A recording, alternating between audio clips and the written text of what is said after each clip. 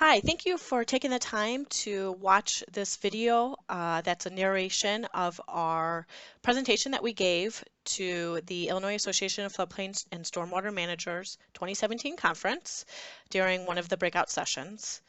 We're going to be talking about how to conduct online flood surveys that are distributed to the public, and how to just take the familiar paper flooding questionnaire that most of us have been involved in or have seen used in a drainage study or in outreach to the public to solicit feedback about what kind of flooding they've experienced, and take that kind of paper copy and how to sort of turbocharge it, put it onto an online platform, and what kind of additional things and benefits can happen by sort of revamping that paper copy and making it more engaging on an online setting.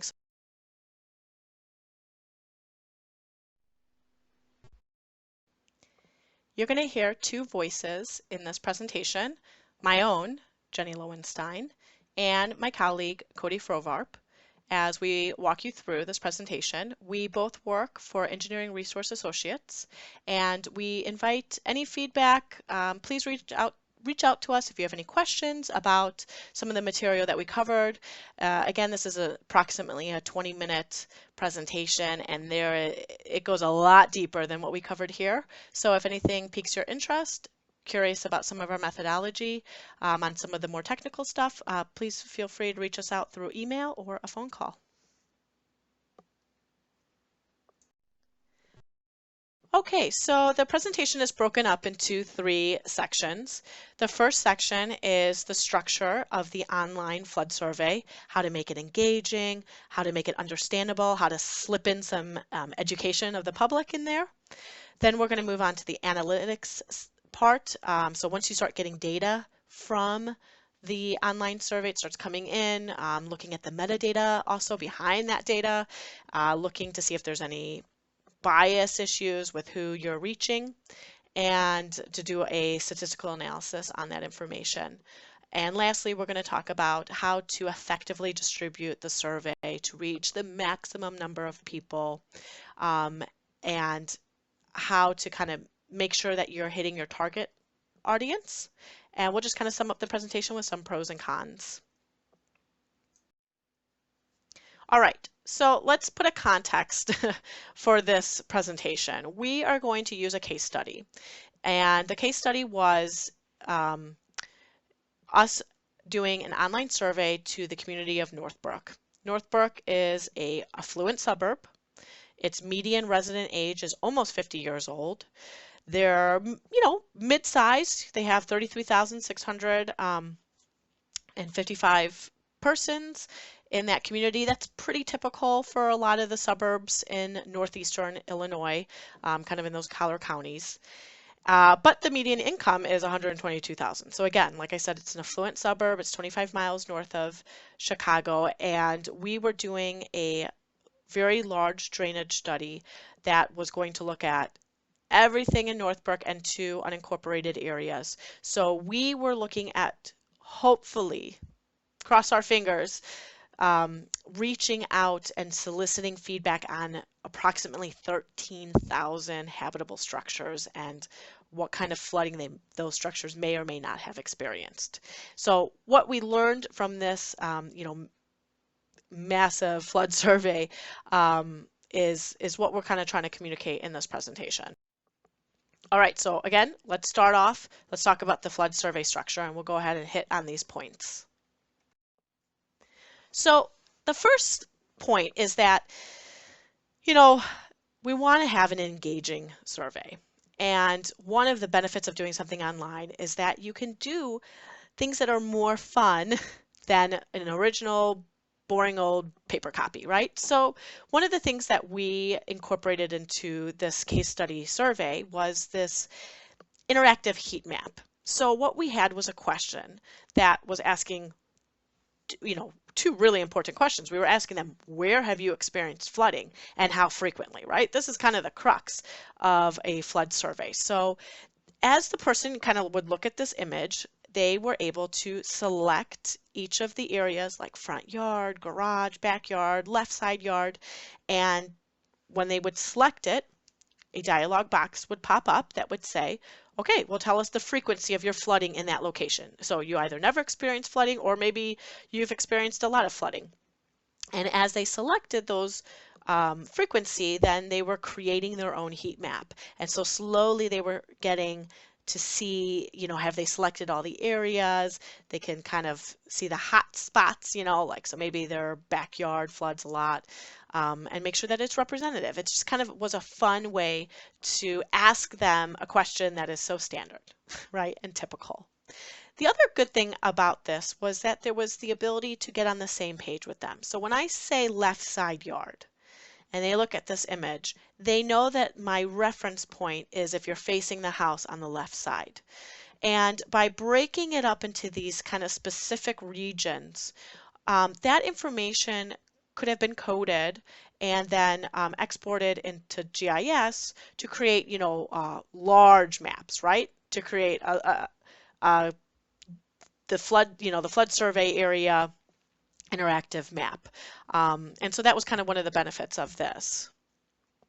And so like this is kind of an example. You could take geospatial results and combine them with GIS to create your own exhibits. This particular exhibit is took the information not from the flooding, but the community's interest in green infrastructure and where they would be interested in green infrastructure.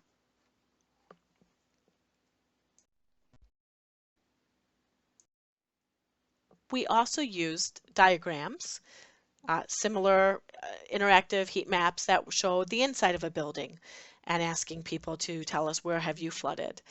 So just once again, instead of making this into a wordy question on a paper survey, it was something that was engaging. And this kind of interactive heat maps were able to be done both on a computer and on a smartphone, so on the person's mobile. One of the other benefits of not being on a paper copy but being online is this ability to use these demonstrative images. Not having to say we don't have enough, if we put all these images into and diagrams into our survey, it's going to be 30 pages long. It's so much colored ink, let's take it all out. And so typically you get, paper surveys that have 0 images. That's no fun. But one of the things with using demonstrative images is that you can take a very simple question like, do you have a sump pump in your building? And explain also what that sump pump is. So there may have been people who said, I have no idea if I have a sump. What is this thing called a sump pump? But they see the image and they go, oh, you know what? We've got some, that looks familiar. And kind of give them a nudge or some sort of education in a visual sense so that they can answer that question. And so, for me, it's important for them, to say yes or no, because that helps us understand the impact of basement flooding. Did these people have sump pumps or did they not? Because that can make a big difference. So kind of along those lines of, demonstrative images is kind of this ability to go ahead and educate people on brand new questions that they may not be familiar with. So we had a part of our of this case study was also getting an opportunity to ask some preferences from the public. And in this particular case, we were asking them, what's their preference of different green infrastructure techniques? Well, what is green infrastructure, right? Well, here's an opportunity by being online is that they can visually see what we mean by green roof or bioswale, and they can start to educate themselves. So this particular question, was they were able to select an area like permeable parking lot. And so if they went ahead and the first time they clicked that area, they got a description from the EPA. So permeable parking lot, that little black box that pops up, would say what that was. Okay, that might give them a little bit more information because we're asking them their preference. They may not be familiar with it. And then when they select it again, they had this, ordinal value question that asked them, okay, a range of whether or not they would be interested in it or not. So, so then people could kind of maybe answer that in a more educated fashion. Also to highlight right here, this goes for paper or for online survey, you know, any opportunity you have to take a question and make it the answer that with ordinal values, so like a scale, allowing people not to just say yes or no, but sort of like a range of scales. So maybe I would consider, or I would be strongly in favor, that kind of range is really useful later when you go into the analytics part, when you start doing some analysis of it. One can always on the back end take a question like that and group it into yes or no. But when you kind of want to see some of that preference and degree of preference, it's really helpful to have upfront ask them in that way. So just a little hint when you're doing a survey. Another thing that we had in the structure of our survey was this ability to leave a place for comments and opinions. And people are opinionated, so you want to make sure you leave them space. So in our survey, we had 2 separate locations where people could freehand type anything else they wanted to share with us. We sort of left it very open. Anything you want to share with us? And kind of get back responses. And we had 74% of our respondents go ahead and take advantage of those locations to provide us their opinions, give us maybe more detail about what kind of flooding they experience. And that's very good to read later. It gives you an idea of, okay, for those who are responding to the flood survey, how do they feel about the local government? How do they feel about the way that the priorities of the community are? Those kind of, you start to get kind of value responses. And some of them can be positive and probably most of them will be negative. Let's just be honest. It's about flooding, so they're going to hit, you know, they're probably not going to be happy. But sometimes they are, and that's good to know too, right? And our question, we had a 36 question survey, and we still had people want to give more information. So that just kind of shows you how important this is. We also included a data upload option. So as they were going through the survey towards the end, and if they had indicated that they had flooded, we said, well, would you be willing to share any of that media with us? And if they were, then right within the survey, they, you know, if they're taking it on their computer, they could go ahead and say upload, browse to where those pictures were, or if they're on their phone, they could browse to their photo gallery and be able to upload those. And we had 71 respondents that went ahead and uploaded, but we got a lot of photos and videos because of it, and they were very cool, and just kind of give some flavor of like what people are experiencing. All right, so one of the huge benefits of being online is this ability to seamlessly direct people throughout the survey based on how they answer. And so that's called skip logic.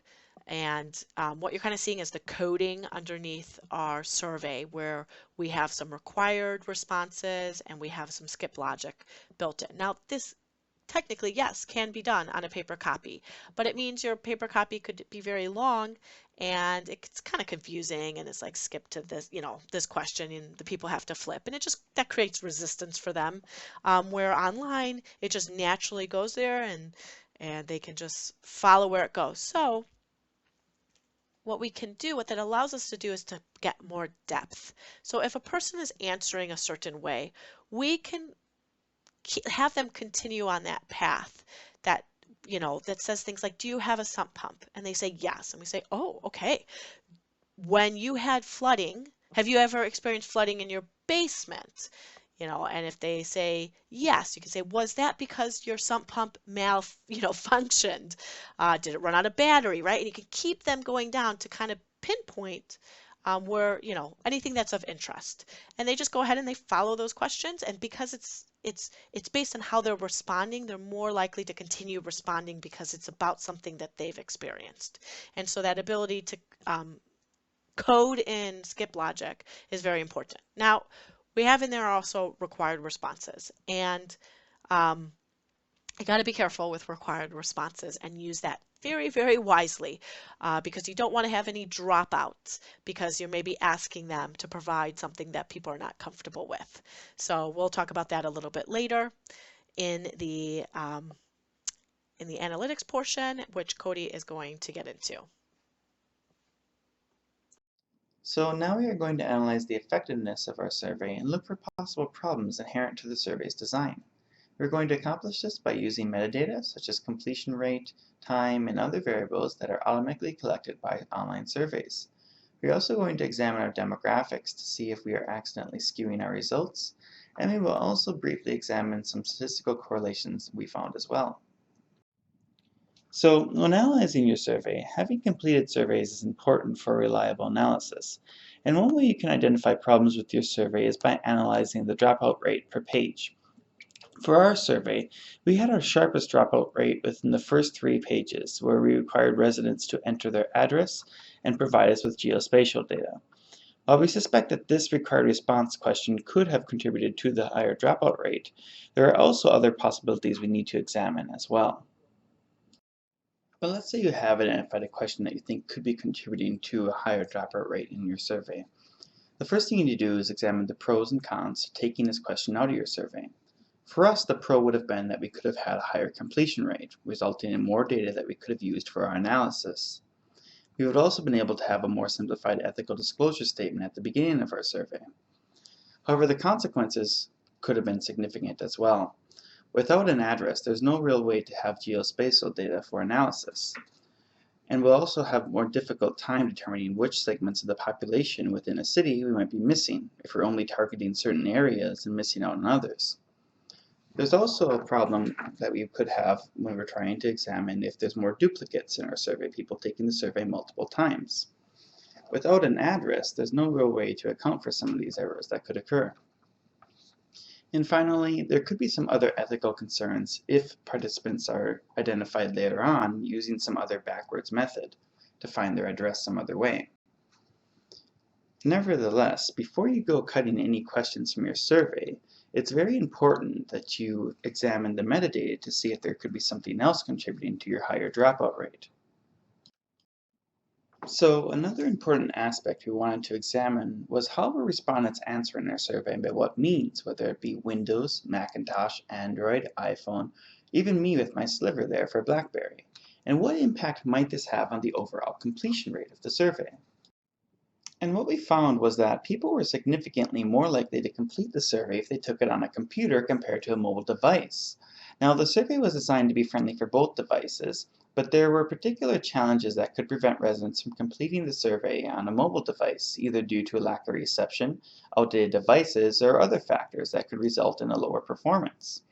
While we focus on the geospatial questions as possible contributors to a lower completion rate, it is equally as important to consider that respondents might have started taking the survey on one device, only to stop it and then later on complete it on the computer. Therefore, by analyzing the metadata that an online survey collects for you automatically, you have a greater tool set at your disposal to help you determine how well you designed your survey. Now, with the metadata, you can even break it down further to find other potential problems with your survey design.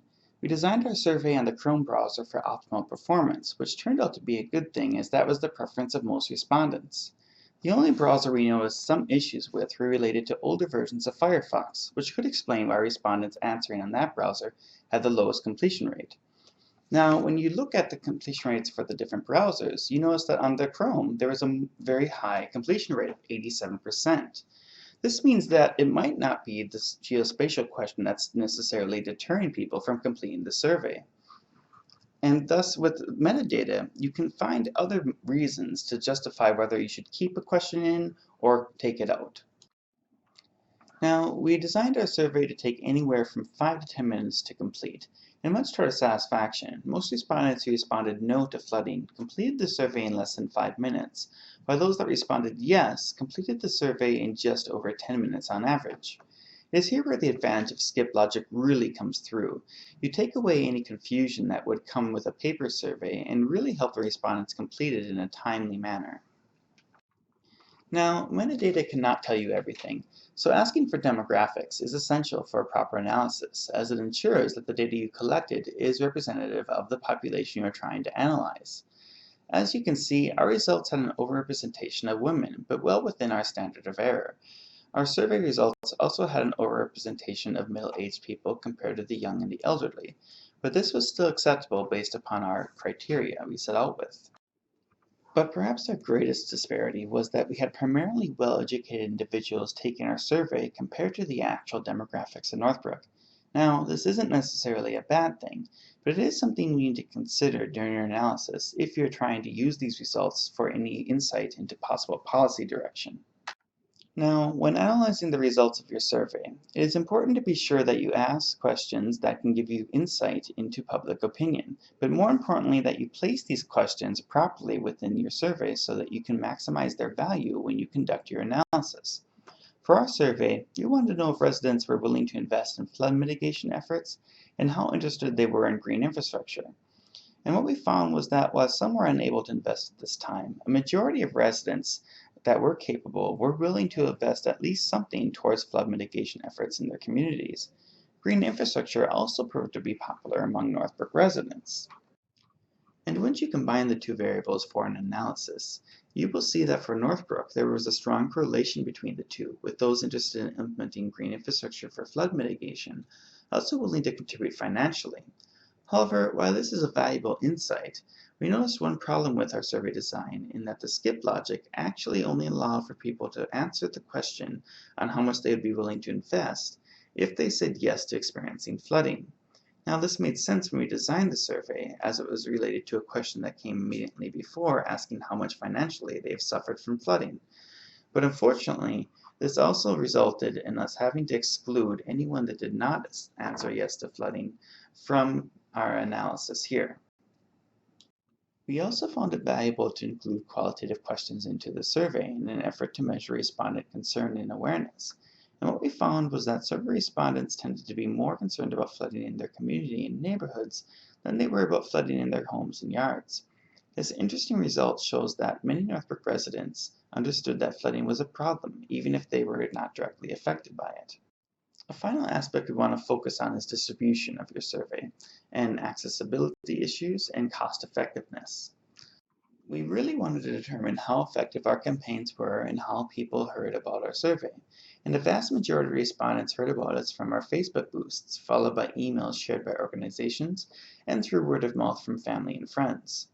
Newspapers can also be effective at soliciting survey responses, though you will likely have to use a combination of many methods in order to collect the stragglers.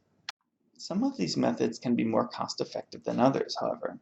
Facebook was the most cost-effective for us and had the lowest range, with our most expensive campaign costing only $3.33 per response, while our cheapest was down to 56 cents.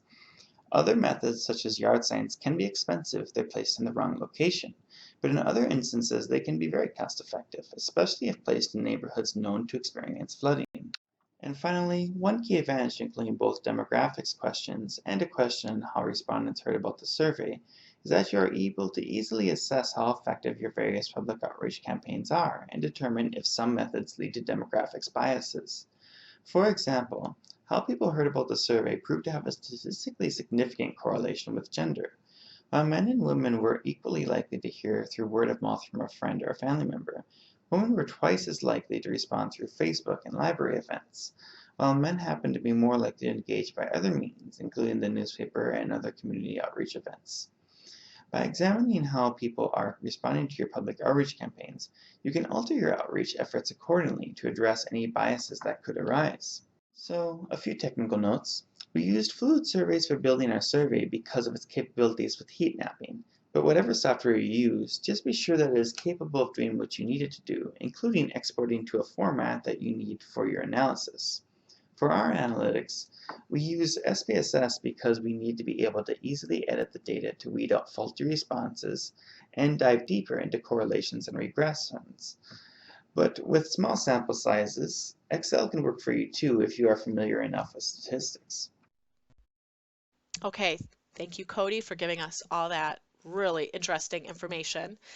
And just to kind of end this presentation, there are pros and there's cons to taking the extra effort to go ahead and put it online and how to distribute that. And it depends on your community. And most people know their community very well.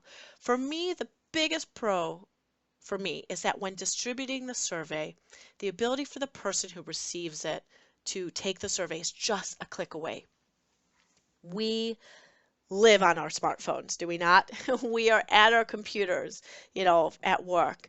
And to get an email that has a link and just to click it and get engaged right away into an engaging online survey about something related to your community, I think is really powerful. And so that's kind of the big pro that I have for having these online. Of course, there's cons. We're also easily distracted online, which is why it has to be engaging. But each person can kind of look to see, and there's also always the ability to do a hybrid, so both an online flood survey and a paper copy available too. So to encourage those who have made it through this whole presentation to go ahead and do it, we have created a free online flooding survey using Google Forms. Google Forms is free. This is an easy way to kind of dip your toe into this. Yes, we used software that had subscription costs to build our other survey, but this is good enough. You have a capital improvement project that you want to hopefully address some flooding issues too, maybe some urban flooding issues in that area. Send this out to the 3 or 4 blocks that are going to be impacted. Try it out. See how it works. If you're doing a small drainage study of a neighborhood, send this out. Go to that link. All I need you to do is fill in your email address, browse through the survey, try to take it yourself to kind of get an idea of what there is.